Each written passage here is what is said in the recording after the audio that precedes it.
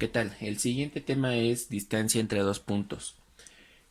Para esto vamos a tomar un pequeño ejemplo. Supongamos que Juanito tiene que ir desde su casa hasta su escuela y está sobre la misma calle. Entonces es un camino algo derecho. Si yo lo represento en el plano cartesiano, a lo mejor lo estoy considerando como un ejemplo, y el único desplazamiento que va a hacer Juanito es desde el punto 1 hasta el punto 2. ¿Qué es lo que va a pasar? Que si yo checo la distancia que hay desde su casa hasta la escuela es la misma que hay desde la escuela hasta su casa. Por lo tanto, vamos a empezar diciendo que la distancia tiene que ver con un valor absoluto. Es decir, no hay ni positivo ni hay negativo, solamente hay una cantidad exacta, ya sea de pasos o de metros o lo que tenga que avanzar Juanito. En este caso, si yo quiero encontrar la distancia que hay del punto 1 al punto 2, tendría que ubicar, repito, que es valor absoluto. Y para hacer esa distancia, para encontrar ese valor, lo único que voy a hacer es restar el valor que esté más adelantado menos el otro valor. O al revés, al final de cuentas, al momento de restar, y si nos llegara a quedar algún valor negativo, vamos a identificar que con este valor absoluto se cancela ese signo que nosotros pudiéramos tomarlo como negativo. Tomando esto en cuenta, como solamente está avanzando en mi coordenada en X, vamos a considerar que es el punto 1, entonces vamos a considerar X1. Y de este lado sería X2. Ahorita no voy a anotar allí, aunque sabemos que toda coordenada tiene que llevar las dos. Ahorita solamente estoy colocando los valores de X porque estamos hablando del desplazamiento que hay sobre este eje, el eje de las ordenadas. Entonces, repitiendo lo que había dicho, para encontrar la distancia hay que restar el valor absoluto de la resta de x2 menos x1. Y con eso encontraríamos la distancia que hay desde la casa de Juanito hasta la escuela. Una vez que ya vimos el desplazamiento horizontal, ahora vamos a suponer que Juanito, saliendo de la escuela, quiere ir al estadio. Y lo mismo, la distancia que hay del estadio a la escuela es lo mismo, es la misma distancia que hay de la escuela al estadio. Pero ahora, si nosotros nos damos cuenta, si nosotros nada más estamos manejando la escuela y el estadio, que sería el punto 2 y el punto 3, nuestra distancia ahora ya no se va a desplazar en X, sino que ahora se va a desplazar en Y. Sin embargo, vamos a seguir manejando los mismos valores. Por ejemplo, la distancia que ahora va a haber desde el punto P1 al punto, ¿no es cierto?, el punto 2 al punto 3 va a ser el valor absoluto, es igual.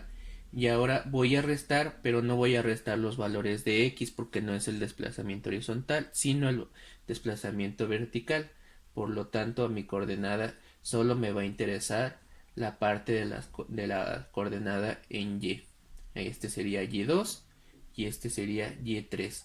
No le puedo poner Y1 y Y2 de estos dos porque recuerden que la casa de Juanito era el punto número 1 y en la casa de Juanito era la que tenía la coordenada x1, y1.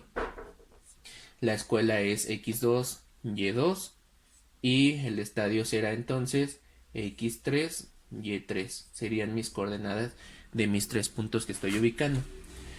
Regresando a la parte de la distancia, si solamente voy a considerar del punto 2 al punto 3, entonces va a ser el valor absoluto desde y3 menos y2. O puede ser al revés. Recuerden que al momento de utilizar el valor absoluto, los signos negativos no se van a cancelar y solamente es el valor o la cantidad. Recordando que la distancia es de un lugar a otro.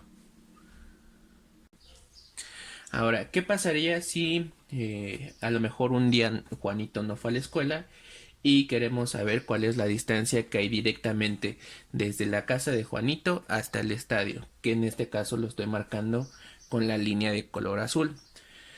Eh, Al formar todo este esquema, si nosotros nos damos cuenta en los desplazamientos y en la elevación, lo que vamos a observar es que generamos un triángulo rectángulo y las distancias se considerarían los catetos. Por lo tanto, si yo quiero saber cuál es la distancia que hay de la casa de Juanito hasta el estadio, lo que voy a recurrir es a la fórmula del teorema de Pitágoras. La fórmula empieza: c cuadrada es igual a cuadrada más b cuadrada. Es decir, el cuadrado de la hipotenusa es igual a los cuadrados de los catetos, la suma de los cuadrados de los catetos. Pero en este caso solamente quisiéramos el valor de la hipotenusa y entonces tendríamos que despejar pasando el cuadrado como raíz y nos quedaría cuadrada más b cuadrada. ¿Esto de qué me va a servir? Porque ahora voy a utilizar todos estos datos que ya tuve en mi esquema anterior y voy a sustituir.